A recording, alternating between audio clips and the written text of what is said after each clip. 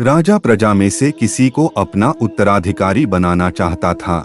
राजा ने घोषणा करवा दी कि अगले दिन जो भी व्यक्ति मुझसे मिलने राजमहल आएगा वही राजा बनेगा। वही व्यक्ति अपने लक्ष्य तक पहुंच सकता है जो किसी प्रलोभन में फंसकर रुकता नहीं है।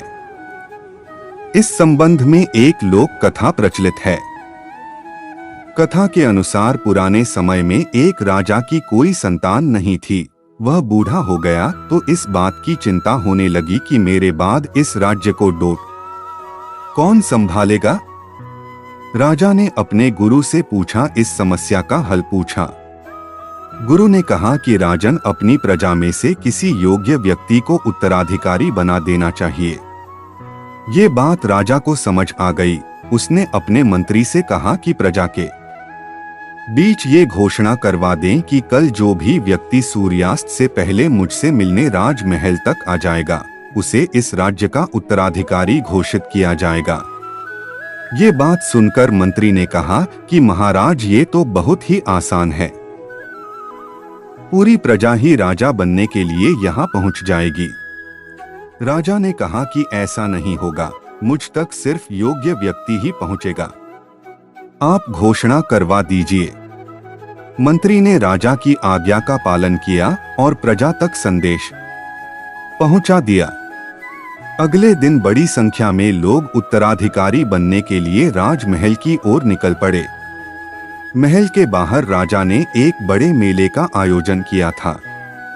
मेले में शराब थी, नाच गाना हो रहा था, तरह तरह के स्वादिष्ट पकवान थे। कई तरह के खेल वहां हो रहे थे। पूरी प्रजा उस मेले में ही उलझ गई।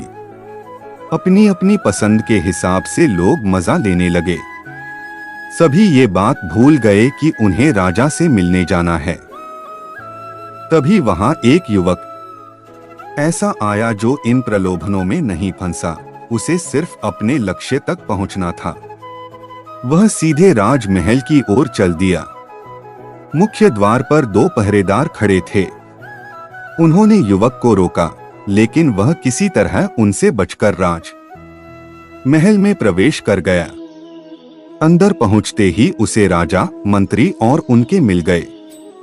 राजा ने उस युवक को राज्य का उत्तराधिकारी नियुक्त कर दिया। कथा की सीख, इस प्रेरक कहानी की सीख यह है कि हम अपने लक्ष्य तक पहुंचने के लिए रास्ते में रुकना नहीं चाहिए। सफलता मिलने तक हमें आगे बढ़ते रहना चाहिए।